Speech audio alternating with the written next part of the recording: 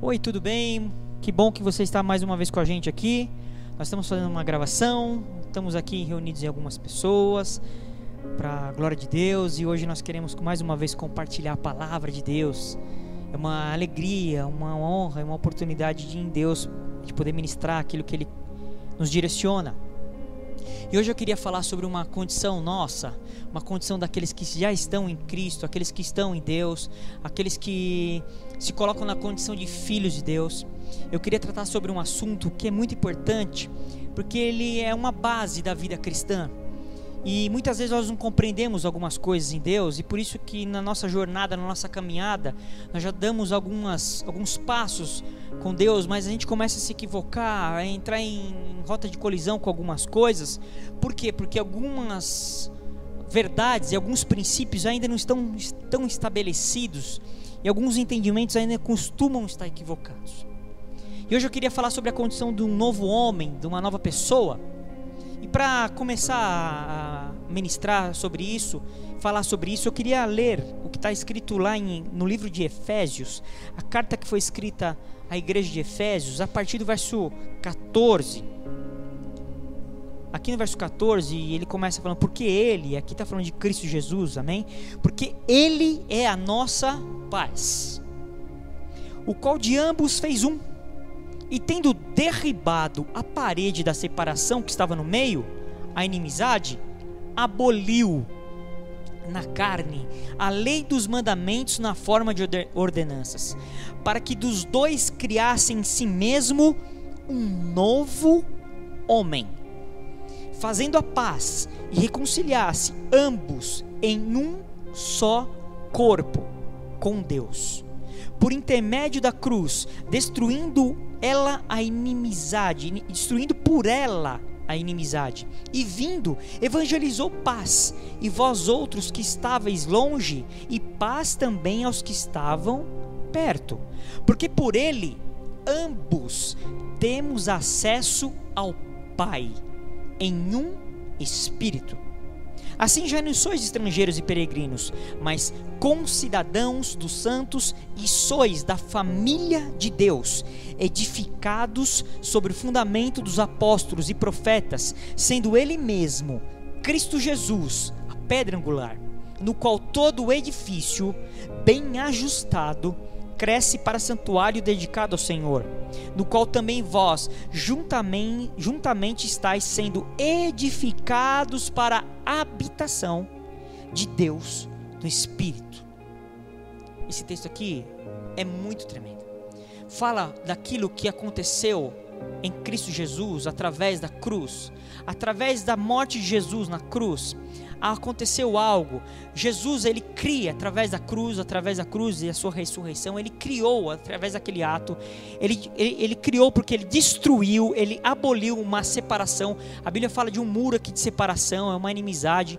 E aqui está tratando especificamente sobre o judeu e o não judeu, né? O povo judeu e os gentios. Nosso foco não vai ser isso, mas aqui está falando sobre uma separação que existia. E essa separação, esse muro, essa situação foi posta pela lei. A lei era essa separação, era como se fosse um muro de separação. E a palavra diz que em Jesus isso foi derrubado. A palavra fala que aboliu na sua carne, ou seja, ele quebrou essa separação e fez e criou, aqui fala criou em si mesmo, nele Cristo Jesus, ele criou nele mesmo um novo homem. Ele criou um novo homem nele. Através de Jesus inaugura-se um novo tempo. Um tempo de um novo homem. Esse tempo até então não havia sido experimentado por nenhum povo, por nenhuma raça, por nenhuma pessoa. É um novo tempo, e esse novo homem aqui é uma nova condição, uma nova situação espiritual. É evidente que essa nova situação, nós vamos ver aqui, espiritual, traz também uma nova condição natural, é evidente, mas aqui Jesus cria nele um novo homem, e fazendo a paz. E ele começa dizendo aqui, e reconciliou ambos os povos, né, que estavam separados por esse muro, em um só corpo em Deus. Jesus, ele cria isso através da morte da cruz, através daquilo que ele fez na cruz. Ele criou essa nova situação. E essa nova situação gerou um novo corpo, um corpo de um... a figura aqui é a figura de homem mesmo. O homem não é uma pré-figura, é uma imagem. E ele fala assim que através disso, porque através dessa situação, porque por ele, no verso 18, ambos temos acesso ao Pai. Só que aqui nós podíamos cometer um equívoco e parar que nós temos simplesmente acesso pelo Pai, mas não é simples assim.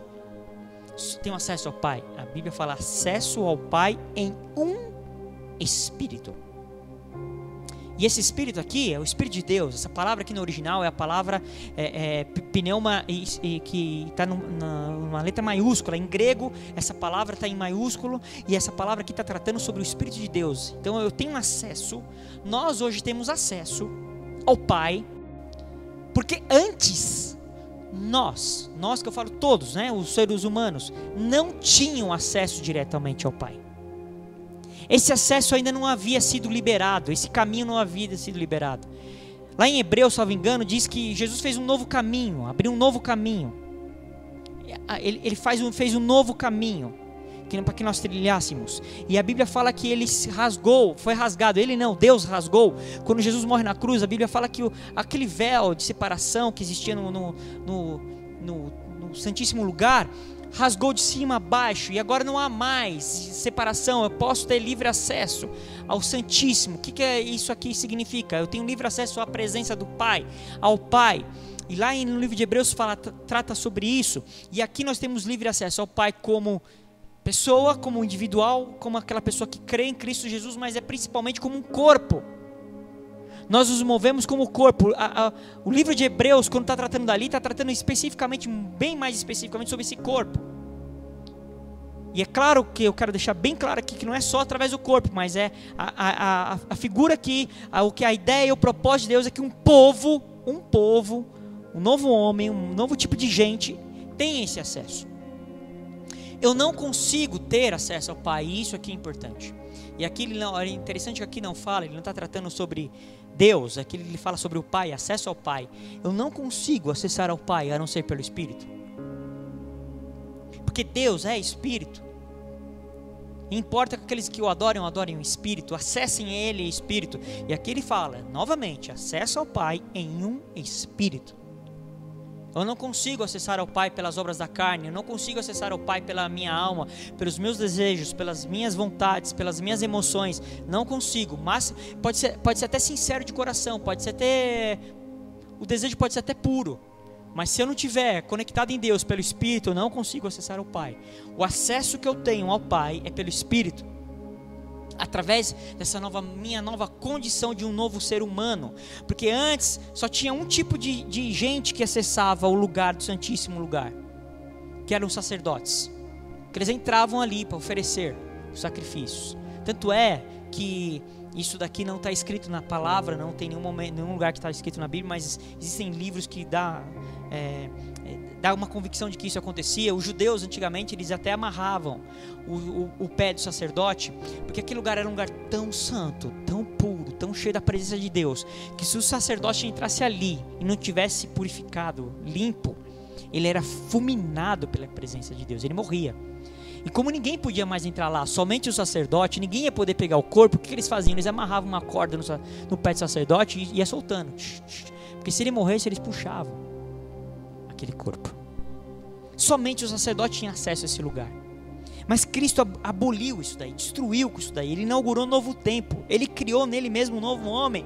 E agora nós não temos mais intermediários, não existe mais sacrifício, não existe mais sacerdotes, não tem um lugar específico de adoração. Agora temos acesso direto ao Pai pelo Espírito. Nós somos o único povo, e alguns podem nos chamar de eu não vou falar isso, tá? Isso não sou eu que estou dizendo, mas se alguém nos denota como uma religião, nós somos a única, aspas, religião que não temos um lugar certo de adorar, um templo, um sacrifício, um Deus que tem uma imagem, uma cara, nada, não temos nada. Nada. Onde é o lugar de adoração? Não tem lugar de adoração. O que vocês fazem de sacrifício? Não temos lugar de sacrifício. Qual que é o dia específico do seu Deus? Não tem um dia específico. O que vocês fazem de diferente? Nós não temos nada que fazer diferente. Uau, que coisa estranha. É pelo Espírito. É pelo Espírito. É pelo Espírito. Mas se não tem nenhuma festa assim específica do Deus de vocês, não existe mais nenhum tipo de festa. Vocês não guardam? Não existe mais guarda de nada. Não tem um alimento específico? Também não tem.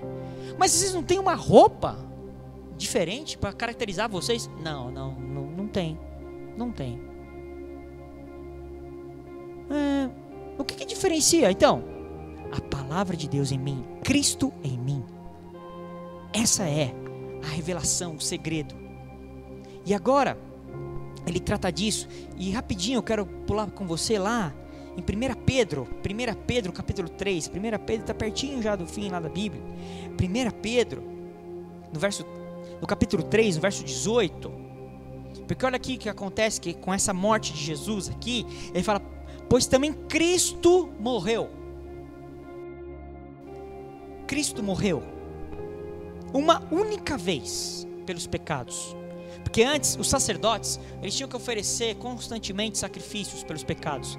O cara vacilava, ele lá entregava um carneirinho, uma pombinha, uma oferta para pagar pelos pecados. Mas aqui está dizendo que Jesus, o sacrifício de Jesus foi suficiente, bastou uma única vez esse sacrifício, porque foi o sacrifício do próprio sangue dele. E aqui fala: pois também Cristo morreu uma única vez pelos pecados. Olha que tremendo. O justo pelos injustos. Uau! O justo morreu pelos injustos. Não foi pelos justos, pelos certinhos, pelos legaizinhos, pelos cheirosinhos, pelos que não.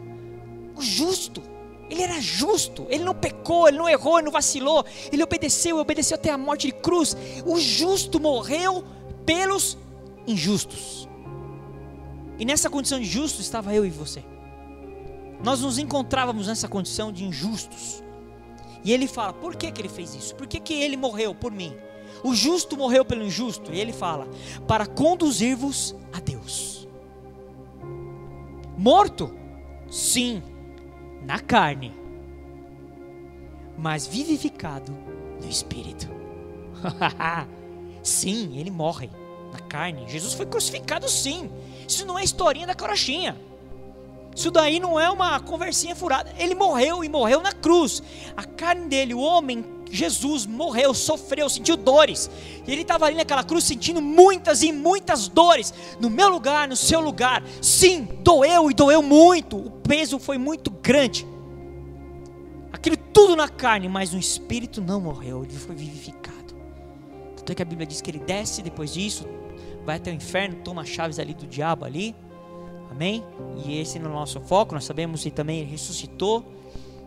Mas Cristo morreu sim, na carne, mas vivificado no Espírito. Mas por que aconteceu isso? Vou retomar, porque aqui é muito importante nós entendermos isso, para que ele pudesse nos conduzir a Deus, para que pudéssemos ter acesso ao Pai pelo Espírito. Nós não tínhamos outra forma. Tentou-se de tudo antes.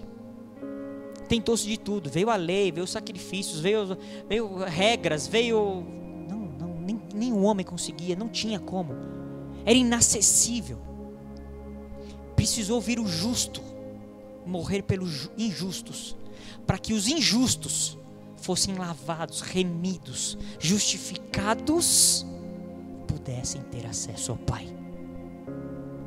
Hoje, eu e você, aqueles que estão em Cristo Jesus, não é para qualquer um, é para aqueles que estão em Cristo Jesus, têm acesso ao Pai, pelo Espírito. Em 1 Coríntios capítulo 15, convido você também, se você quiser ali acompanhar, 1 Coríntios capítulo 15, a partir do verso 45. 1 Coríntios 15, a partir do verso 45. Eu vou, na verdade, começar a ler do 44, para colocar dentro de um contexto. Olha o que diz 1 Coríntios 15, a partir do verso 44. Semeia-se corpo natural, ressuscita corpo espiritual. Se há corpo natural, há também corpo espiritual. Verso 45. Pois assim está escrito: o primeiro homem, Adão, foi feito alma vivente. O último Adão, porém, é espírito vivificante. Nós acabamos de ler lá em 1 Pedro, capítulo 3, verso 18, que o espírito, Jesus morre na carne, sim, mas o espírito vivificado, ele é espírito vivificante, verso 46. Mas não é primeiro o espiritual, e sim o natural, depois o espiritual. Isso é um princípio em Deus. O primeiro homem formado da terra é terreno. O segundo homem é do céu. Como foi o primeiro homem, o terreno, tais são também os demais homens terrenos. E como é o homem celestial, tais também os celestiais. E assim como trouxemos a imagem do que é terreno, devemos trazer também a imagem do celestial. E aqui ele está falando de uma situação, aqui ele está falando sobre Adão e Jesus. E a Bíblia chama aqui Jesus de último Adão. Último Adão. Teve Adão que nós lemos lá no livro de Gênesis, esse primeiro Adão, primeiro homem. Adão aqui é no sentido também de homem feito, o primeiro Adão. E Jesus ele foi o último Adão. O último Adão. Só que depois ele fala sobre o homem, e ele fala que teve o primeiro homem e o segundo homem. A Bíblia fala no verso 47, o primeiro homem é formado da terra, o segundo homem é do céu. Presta atenção, Adão, o ciclo de Adão, Jesus, por aquilo que ele fez, por aquilo que ele cumpriu, não vai vir um terceiro Adão, porque já veio o primeiro e já veio o último. Já veio o primeiro Adão e já veio o último Adão. Só que veio o primeiro homem e veio o segundo homem. A Bíblia não diz que é o último homem. A Bíblia diz que é o segundo homem. O segundo homem. E aqui eu estou falando isso porque eu quero estabelecer aquilo no qual nós queremos tratar. Porque a palavra diz que em Adão, nós todos estávamos em Adão. Nós todos, naturalmente dizendo, todos. Você creia ou não creia, você estava em Adão. Naturalmente dizendo, você estava em Adão. Todos nós nascemos em Adão. Somos consequência, descendência da linhagem de Adão. Todos estávamos em Adão. E porque todos estavam em Adão, a Bíblia diz que todos pecaram. Todos pecaram. Não teve exceção nenhuma. Todos estavam debaixo da condição do pecado, domínio do pecado. E aqui quando fala todos pecaram, é evidente que sim, porque todos praticam o pecado. Mas você pode começar a fazer aquelas perguntinhas. Mas e uma criança, e um bebê? Não se peca nisso. Aqui está falando que é sobre debaixo do domínio, do controle, do pecado. E é evidente que depois as pessoas começam a ter consciência, começam a cometer pecados. Ou seja, mas o que importa aqui é você compreender uma situação. Todos pecaram. Todos estavam debaixo do pecado. Isso no livro de Romanos trata disso de uma forma muito especial, muito específica e muito clara. Mas eu estava nessa condição de Adão. Eu estava debaixo de Adão. Eu era da linhagem de Adão, da linhagem natural de Adão. Então eu estava debaixo do pecado. O pecado tinha domínio sobre mim. E a Bíblia fala que o salário do pecado é a morte. Então eu estava vivendo debaixo da morte. E morte aqui, a Bíblia trata sobre separação. Separação do quê? Minha com Deus. Eu andava separado de Deus. Eu era uma pessoa separada de Deus. Estava morto para Deus. Morto no que sentido? Na questão espiritual. É evidente. Naturalmente dizendo, eu estava muito vivo. O meu eu estava vivinho, estava bombando. O meu e o seu. E na minha condição natural, nós estávamos vivos, muito vivos naturalmente dizendo. Só que espiritualmente dizendo, estávamos mortos. Aí nós nos encontramos, tomamos acesso e aceitamos e começamos a caminhar com Jesus, com Cristo. A Bíblia diz que o meu espírito ele se religa em Deus. Então a partir de agora eu começo a viver. Então o meu acesso agora começa a ter acesso ao Pai pelo Espírito. Mas aí eu estava debaixo de Adão. E eu estava em pecado. A questão é o seguinte: que Adão que nós iremos seguir? Porque existem dois Adões aqui, que nos conferem duas naturezas distintas. O primeiro Adão, ele estava debaixo de uma natureza natural. A natureza humana era a que reinava, alma vivente. Esse era o que dominava, o controle estava debaixo desse Adão. alma vivente. O controle estava debaixo da alma. O que é a alma? O controle humano, a natureza humana, o meu eu, a minha vontade, o meu querer, os meus desejos, esses que estavam no controle. Só que o segundo Adão, ele tem uma natureza espiritual. E quando eu estou debaixo desse primeiro Adão, que é o Adão natural, a consequência disso é morte. Mas se eu sigo o último Adão, que é Jesus, a consequência disso é vida. A consequência é morte. Outro, a consequência é vida. São duas naturezas distintas. São coisas diferentes. Aqui, quando ele fala de primeiro e último, aqui não está querendo dizer que Jesus veio depois. Não é isso. Não é essa aqui, a palavra não é isso que está dizendo, porque é claro que Jesus existia antes de Adão. A palavra diz que Jesus já existia antes do princípio. No princípio era o verbo se fez carne. Ou seja, Jesus existia antes de Adão. Mas é que o segundo homem precisou vir, porque o primeiro homem falhou. Por que Deus precisou mandar o segundo homem? Porque o primeiro, que era para ter cumprido o propósito, o primeiro não era para ter falhado. Mas o primeiro falhou. Com isso, o acesso de Deus aqui na terra através do homem ficou interrompido. Então Deus precisou mandar um segundo homem. Um segundo homem. A Bíblia fala que o primeiro homem foi formado da terra, mas o segundo homem é do céu. O segundo homem é do céu. Quando o anjo visita Maria e diz a Maria que Maria vai ter um filho, ela fala assim: o Espírito Santo vai vir sobre você. E aí, através dessa condição, Maria gera. Ou seja, Jesus não foi formado da terra. Jesus não foi formado de uma questão natural.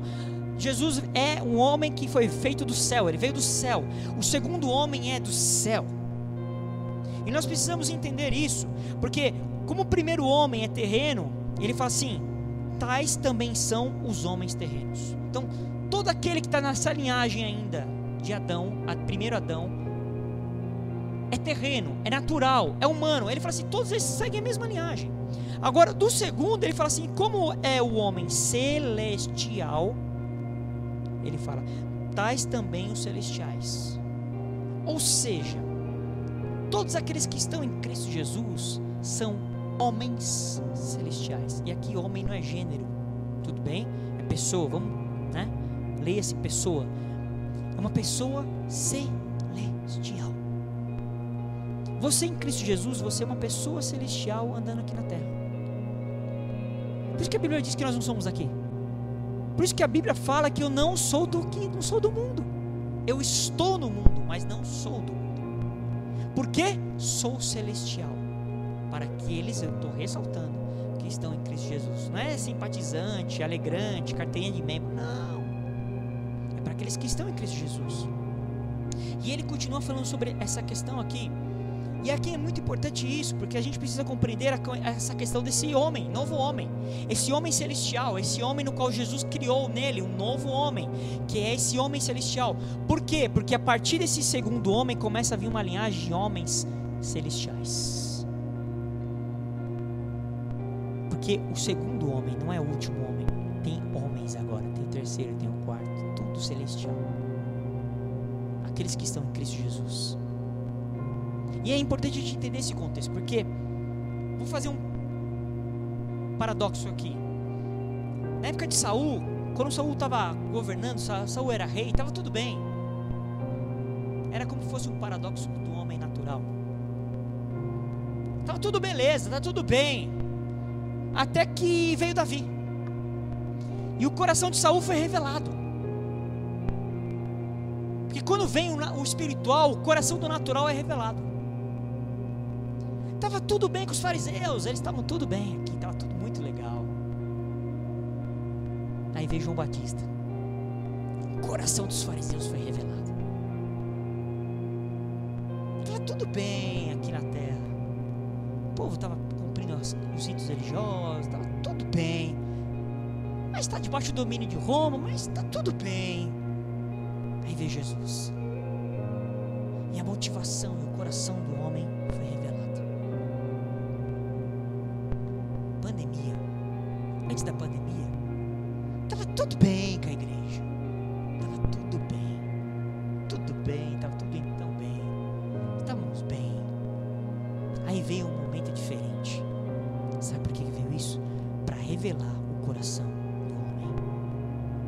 para ver se o homem é natural ou espiritual. Porque para enfrentar momentos de crise crônicos, profundos, agudos, só o espiritual suporta. O natural não aguenta. Uma hora bate pino. Uma hora o pino bate. Então, o que está acontecendo nesse momento conosco? Deus está fazendo um teste do coração, testificando a sua fidelidade, o seu amor, o seu compromisso, o quanto você deseja mesmo Ele, o quanto você quer de todo o seu coração servi-lo. Sabe, a Bíblia fala que Deus é amor. Isso é uma passagem também, virou até um clichê, né? Deus é amor. Isso está escrito sim, em 1 João capítulo 4. A Bíblia fala que Deus é amor. Essa é a natureza dele. Deus é amor. Não é que ele tem amor, ele é amor. Dentro dele, ele é a natureza dele. Deus é amor. Então, Deus, ele não consegue não amar. Não tem como. É a natureza dele. Ele não consegue não amar, porque ele é amor. E como ele é amor, ele ama. Ele não consegue amar. E essa hoje, na nossa condição em Cristo Jesus, também deve ser a nossa natureza também. A questão da natureza aqui é muito importante você entender qual que é a natureza que está reinando em você. Se é a natureza natural ou se é a natureza espiritual. A Bíblia fala lá, em 1 Coríntios capítulo 6, verso 17, o seguinte, se você quiser acompanhar. 1 Coríntios 6, 17. Mas aquele que se une ao Senhor é um só espírito com Ele. Aquele que se une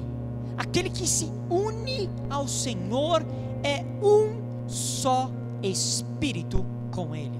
Por que a Bíblia não fala que é uma só alma? Por que a Bíblia não fala que é um só corpo? Porque aqui realmente nós só conseguimos ter acesso a Deus pelo Espírito. E essa precisa ser o nosso entendimento. Mas aqui ele fala, aquele que se une ao Senhor, ou seja, tem gente que não está unida ao Senhor, mas aquele que se une ao Senhor é um só. Não é que ele vai ser de vez em quando. Ele se torna um só com Ele. Ou seja, Deus é nele e Ele é em Deus. A natureza de Deus começa a influenciar Ele. A natureza de Deus começa a ser nele. Então a natureza de Deus começa a fazer parte da minha natureza, porque a minha natureza se tornou agora uma natureza espiritual. Eu me torno um homem espiritual, um ser espiritual, que tem uma alma e habito no corpo, mas eu sou espiritual. E essa palavra se une, a palavra une, no original, no grego, é a palavra apegar-se, juntar-se a si mesmo, manter-se, fazer companhia. E a palavra no original é a palavra kola, K-O-L-L-A, kola, que vem daí a origem da palavra cola. Por isso que tem a palavra cola, cola que nós usamos para colar as coisas. É por isso que tem esse nome, vem dessa origem, que significa colar mesmo, colar. Eu me uno, eu vou ficar colado a Ele. Eu e Ele agora somos um, estamos juntos, nós estamos mantidos, nós fazemos companhia, eu estou apegado a Ele. Eu e Ele somos um. É uma cola, eu colei em Deus, e Deus colou em mim. É a cola. E tem outro texto que também é muito falado, muito replicado, mas às vezes é muito mal compreendido e ensinado, que é 2 Coríntios capítulo 5, verso 17. Em 2 Coríntios capítulo 5, verso 17, eu sei que alguns aqui sabem até de cor, diz assim: e assim, se alguém está em Cristo, é nova criatura. Essa palavra nova criatura também pode ser traduzida por nova pessoa, amém? As coisas antigas já passaram, e eis que se fizeram novas. Uau! Uhul! Crente dá pulo com esse versículo aí. Os caras sabem muito. Uhul! O que a pessoa pensa? Tava tudo ruim, agora Deus vai fazer tudo bom. Tava tudo quebrado, arruinado, falido, destruído. Agora vai ser tudo legal, vai ser tudo novinho, cheirando a novo. Uhul! Não é bem por aí. Primeiro que eu quero ressaltar, e aqui eu quero ressaltar e vou continuar ressaltando. Aqui está dizendo se alguém está em Cristo. Não é se você frequenta um lugar, se você é simpatizante, se você lê um livro e achou legal, se você viu uma ministração no YouTube e gostou, eu achei legal aquele... Não, você tem que estar em Cristo. Aqueles que estão, se alguém está em Cristo, ela diz assim, não é que pode ser, ela fala assim, ele é. Aquele que está em Cristo é uma nova pessoa. É uma nova pessoa. É uma nova pessoa. É uma nova pessoa. É uma nova pessoa. É uma nova pessoa. Significa que antes de Cristo eu era uma velha pessoa, uma pessoa ruim, uma pessoa errada, uma outra pessoa. Mas aqueles que estão em Cristo é uma nova pessoa. E essa palavra aqui no original, nova criatura, nova pessoa, significa o seguinte, é a palavra kainos, significa propriamente novo, mas novo não é de novo de 0 km, 0 bala, não, é novo em qualidade, é inovação, é novo, é uma coisa nova, não existia, não existia, quando você entrou em Cristo Jesus, algo que não existia começou a existir, não existia aquilo até então, é novo, é uma inovação, significa que é fresco, que está em desenvolvimento, que está em desenvolvimento, em oportunidade, ou seja, você se fez novo e você está se desenvolvendo em Deus, você vai começar a sua jornada, eu aceitei Cristo, estou em Cristo, me tornei uma nova pessoa, então a partir de agora vou começar a me desenvolver em Deus.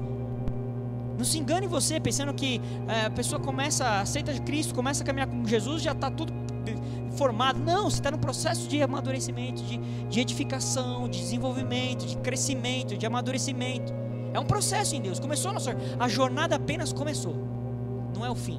Nós pensamos que a salvação é o fim. Não, a salvação é o início do processo, da jornada.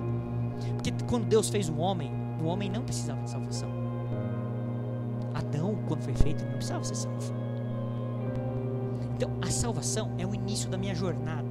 E aqui, essa palavra no original significa isso, porque não foi encontrada exatamente assim antes. Não existia nada, nada existia antes como você é hoje em Deus. Nada. Deus fez isso de uma forma específica. Novo. É uma nova pessoa. É uma nova pessoa. É uma nova pessoa. É uma nova pessoa. É uma nova pessoa. É algo novo. E ele continua dizendo: as coisas antigas já passaram. As coisas velhas, algumas traduções, as coisas antigas já passaram. Essa palavra, esse pedaço aqui, ele é mal compreendido, mal interpretado muitas vezes, porque essas coisas antigas aqui, né, se você quiser colocar coisas velhas, significa, a palavra no grego, no original, significa original, primitivo, antigo, ou seja, aquilo que eu era, o velho homem, a minha natureza, ou seja, as coisas antigas já passaram. Coisas antigas, aquele homem original que eu era, aquele ser antigo que eu era, aquele ser primitivo que eu era, passou,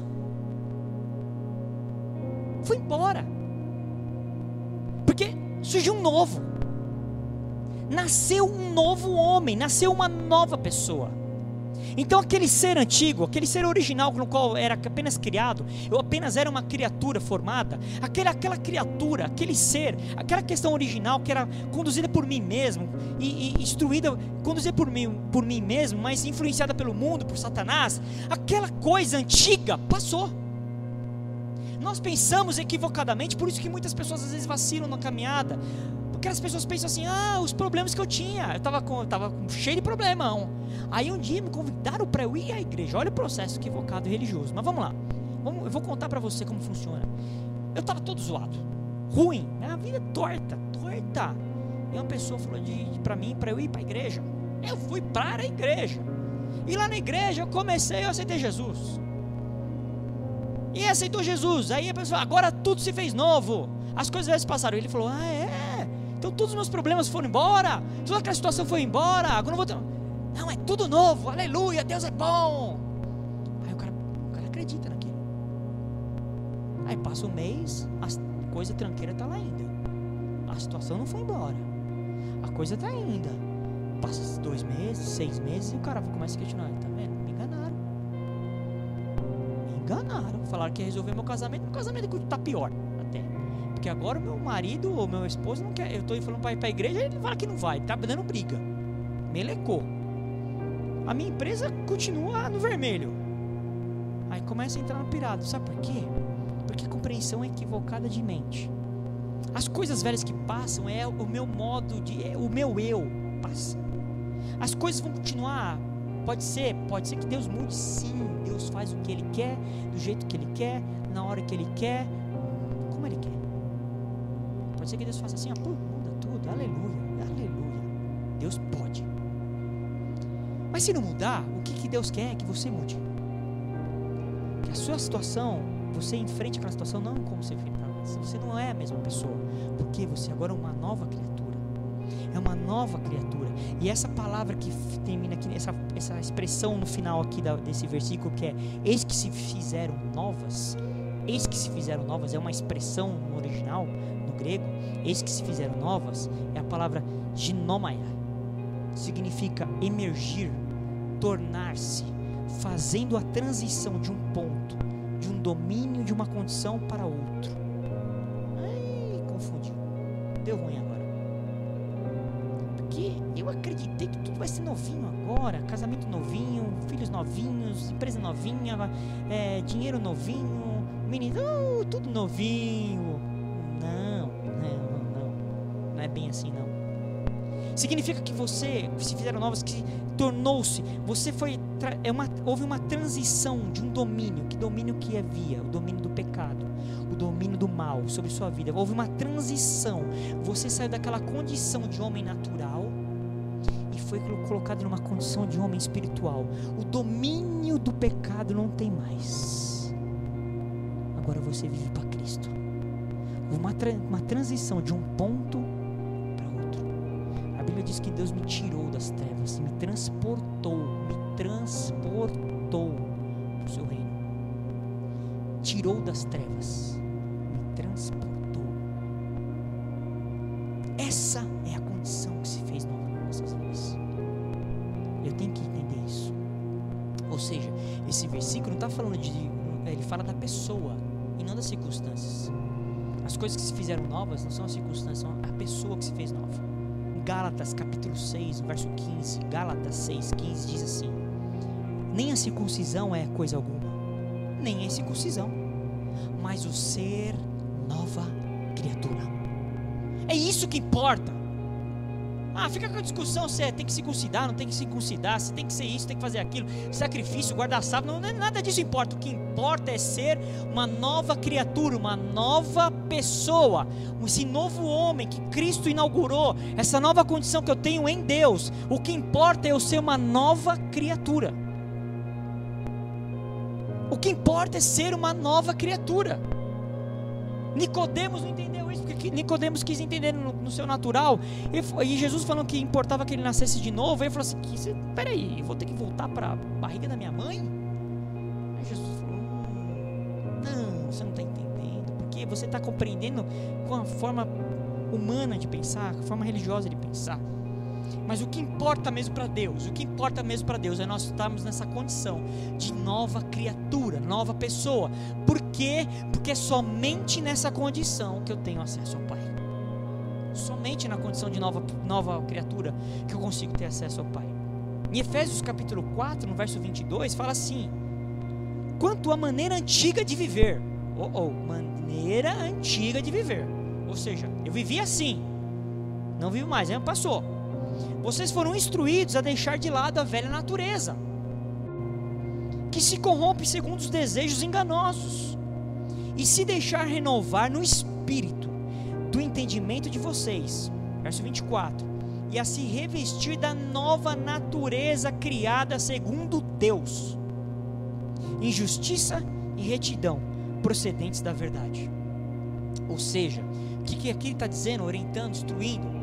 Que essa velha natureza, essa condição antiga, esse modo de viver meu antigo, essa questão da minha velha natureza, a natureza que habitava em mim, dominava e tinha domínio sobre minha vida, deixa, é antigo, eu já não vivo mais assim, porque agora o que tem que ser, me revestir dessa nova natureza. Ou seja, se revestir dessa nova natureza, não é que tudo vai acontecer imediatamente. É um processo, é como nós vimos, é um processo. Eu vou me revestindo, eu vou conhecendo, eu vou me apoderando, conforme a minha jornada com Deus, eu vou conhecendo, vou me aperfeiçoando, eu vou chegando mais perto, eu vou me edificando, eu vou me consolidando em Deus, porque a Bíblia fala que essa nova natureza é criada segundo Deus. Segundo Deus, segundo Deus, é Ele que dá essa natureza em mim. Eu tenho a mesma natureza dele. Quando eu tenho a mesma natureza dele, eu não penso igual ao mundo, eu não penso segundo o mundo, eu não penso segundo a minha vontade, eu penso segundo Deus, porque a natureza que está me controlando é a de Deus.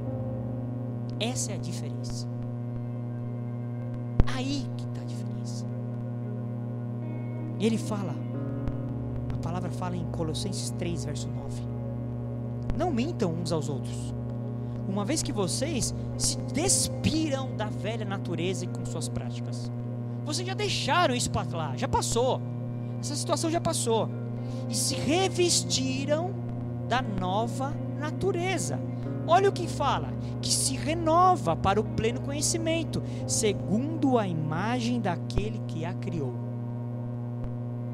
O segredo é ser nova criatura, ser novo homem em Deus, ser uma nova pessoa em Cristo Jesus. Aqueles que estão em Cristo Jesus, qual que é o segredo? Você vivenciar, viver essa nova natureza sua em Deus, que é celestial, não é natural, é celestial, porque daí eu vou ser segundo Cristo, eu vou caminhar segundo Cristo, eu vou andar segundo a natureza de Deus. Se Deus é, eu também sou, porque eu tenho a mesma natureza dele. Se Deus é amor, eu também sou amor. A mesma natureza, a mesma forma de pensar, a mesma forma de agir. Antes eu era ofendido, reagia mal, ou ficava vingativo, ou ficava magoado, entristecido. Hoje eu não tenho mais essa natureza. Hoje eu sou ofendido, nada muda. Pelo contrário, mudou. Agora eu abençoo o meu ofensor. Nova natureza. Eu fui ofendido, fui atacado. Ao invés de perseguir, ou me vingar, ou me esconder, ou me entristecer, me deprimir, eu vou e abençoo. Nova natureza. Nova natureza. A Bíblia fala em 2 Coríntios capítulo 10, 2 Coríntios capítulo 10, sobre estruturas de pensamento. Ela fala sobre 2 Coríntios capítulo 10, a partir do verso 3. Ela fala assim, 2 Coríntios 10, a partir do verso 3: porque embora andando na carne, não militamos segundo a carne. E aqui, deixa eu já esclarecer. Aqui quando ele fala assim, embora andando na carne, significa que eu estou aqui ainda, ó, eu estou aqui. Não é andando na carne nas minhas mãos. Eu estou aqui, ó o meu tabernáculo aqui, ó, minha casa, ó, é carne.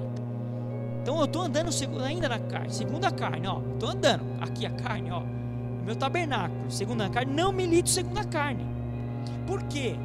Porque as armas da nossa milícia não são carnais, e sim poderosas em Deus, para destruir fortalezas, anulando sofismas. Essa palavra destruir aqui é muito importante, porque eu só vou conseguir causar essa destruição se eu estiver andando segundo a minha natureza em Deus. Quando eu estiver andando segundo a minha natureza em Deus, as minhas armas não serão mais armas carnais.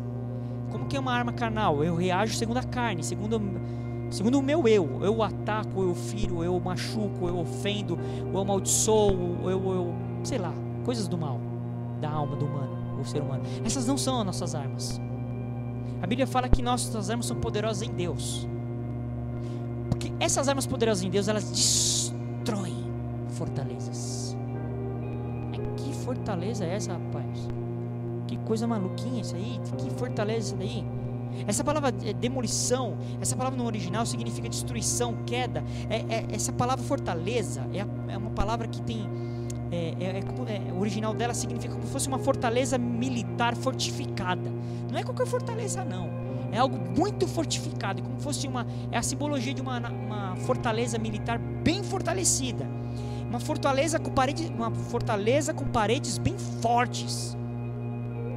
Ela é fortemente estabelecida, fortificada. Olha como fica forte essa fortaleza na mente. E ela diz assim, e ela é usada, é um argumento falso no qual uma pessoa busca abrigo. Um argumento falso que uma pessoa busca abrigo. É um lugar para ela, da alma dela, que ela se coloca seguro. É um lugar seguro. No original significa isso. Significa escapar da realidade. É isso que significa essa palavra no original, no grego. Essa fortaleza. É um lugar que a alma dela se coloca segura. Ou é um lugar da raiva, do medo, da angústia, da depressão, da vingança, da maledicência, é um lugar, e aquilo é uma fortaleza tão bem estabelecida. E esse lugar é um lugar para ela de abrigo, um lugar para ela seguro, mas aqui fala que é um lugar onde ela escapa da realidade. Onde quando ela está nesse lugar, ela está fora da realidade. Fora da realidade de Deus. Só podemos destruir essas fortalezas com armas poderosas em Deus. Como que são essas armas? Mas você pode falar sim, né? Oração, jejum, adoração, aleluia, busca da palavra, sim, mas é principalmente crendo, confiando e andando segundo a natureza que Deus colocou em você. Porque toda vez que você permite, que você pode estar orando, jejuando, mas se os seus pensamentos tomam conta e aquela fortaleza está lá ainda, você só está fazendo atos religiosos, sacrifícios de tolo. Mas essas fortalezas, elas são destruídas pelas armas poderosas que nós temos em Deus. Se a palavra diz que é isso, eu creio, eu tomo posse. A minha natureza em Deus começa a tomar conta, e aquela natureza maligna, humana, ela começa a ser destruída. Essa palavra destruição significa queda. Ela tem que cair. Nada pode permanecer nessa fortaleza, não pode ter uma pedrinha. Todos esses pensamentos, mas isso acontece, eu fui rejeitado.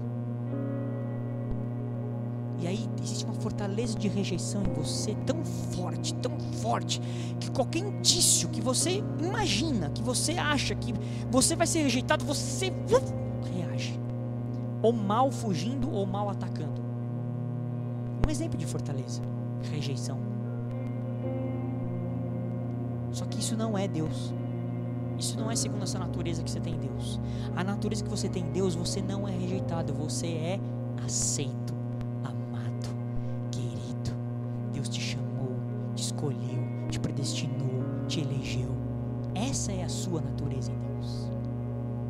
Você não é rejeitado, você é amado. Deus te ama. Deus te chama pelo nome, porque Ele te ama. Ou seja, nenhuma rejeição pode prevalecer quando você entende isso. Nenhuma. Quando você compreende esse amor de Deus, nenhuma vai ser recebida.